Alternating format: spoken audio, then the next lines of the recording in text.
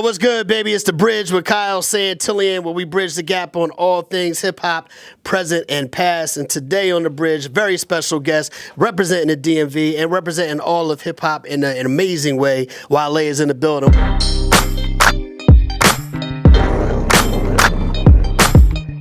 What up, brother? How you doing? All right, everything is good, man. So listen, you heard the introduction, man. We talking about hip-hop and our influences in the past, and I feel like a lot of time there can be a division between the generations of hip-hop, so to speak. So what I like to do with this segment is talk about some of the hip-hop from the past that kind of influenced to where we at today with it, right? So my first question for you would be, 14-year-old Wale, you're not famous yet, you're just a fan of the music. Like, what is Wale listening to at 14 years old?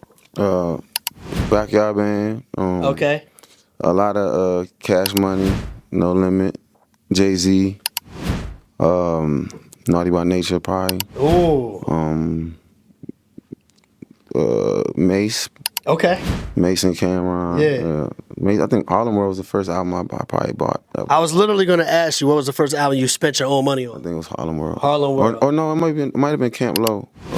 Uptown Saturday Night maybe. Ooh, you pulled that one out the hat. Lucini and all that? Yeah. That's what's up. From that era, do you remember which one of those albums from that era might have been your favorite? Like, this the one you would just put on play, repeat, never take it out?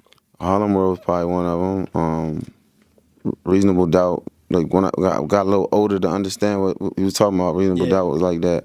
Yeah. College Graduation, Phrenology, Roots. Like, those are some joints I was listening to every day. Yeah, because I feel like even with your style, man, you come from a point of view that is lyrical, you know what I mean, and is having substance and something to say. Do you remember like when some of those first artists that might have hit you at a bar or something and you was like, oh, that was ill? Probably like Cannabis or something. Like I think Second Round Knockout, when that joint first came, started like, that's when I was like, whoa, like, you know what I'm saying? I think that's when I really hit me, like he was saying some stuff. Yeah. Second Round Knockout, for the people that don't know, Cannabis versus LL Cool J.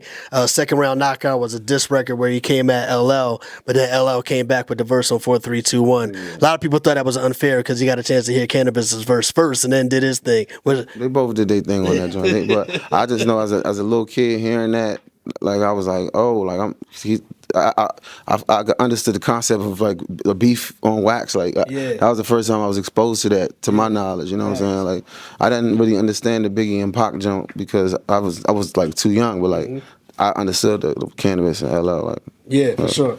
All right. Let me ask you this: what is something that you learned from that era of music, even as a shorty? Maybe you didn't even realize it then, but now when you think back to it, you're like, oh. Okay, that's what that was, and that you use that and you hold on to it when you're making your music. Well, I mean, like my influence, you mean? It might be a lesson, like, you know what I mean? Like, oh, they did that worked. Oh, when I get a chance to make my music, I'm going to make sure I incorporate that. I think a lot of mine comes from just go-go for more so than any other artist because I just learned like a lot about my stage presence and like projecting my voice and on like with live instruments and stuff like that. But in the call and response, I think a lot of that come from that. Facts. But I mean, I know, you know, like delivery and stuff like that. I was always like fascinated with like, you know, like I said, Camp Low and like Hove and like a lot of the turn No Limit and Cash Money records that was coming out. I learned a lot from that. This might be a little bit earlier in that time period, but I know that EU doing the butt, and then Herbie and Lovebug, and then produced for Salt and Pepper, and a lot of that early go-go influence was infusing hip hop through that. You know what I mean? Like, what kind of response was they getting in the DC area at the time? I was too young, but I do remember. Everybody singing "Doing the Butt" on the school bus though. So when I let's go to school, I remember. That's a core memory. I think I might have been like in kindergarten, but I just remember that one day everybody was singing that song. Yeah, you know what I'm saying. But I'm sure they was lunching in the Go-Go's back then too. Absolutely. We seen VHS. All right, last thing before we wrap up, I'm gonna give you 2 albums. I'm gonna run through a list. You pick which one you keeping over the other. All right, we're gonna do, since you said Jay-Z, Reasonable Doubt, or Nas, Illmatic. Jay. Reasonable Doubt. Yeah. Reasonable Doubt or Biggie, Ready to Die. Jay. Okay. Jay-Z, Reasonable Doubt, or Biggie, Life After Death? Jay by hair. Oh, Jay-Z, Reasonable Doubt, Mobb Deep, The Infamous. Jay. He's okay. Jay-Z, Reasonable Doubt, or Wu-Tang Forever. Sean Corey Carter.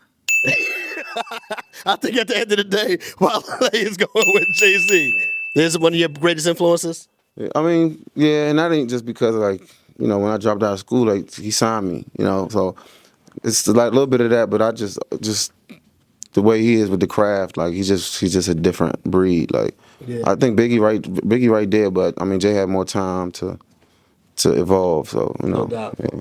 I appreciate you, bro, man. The Bridge with Kyle Santillian, Wale. We went back, done a little time traveling with hip hop. We appreciate y'all, man. Thank you for your time, bro. Absolutely.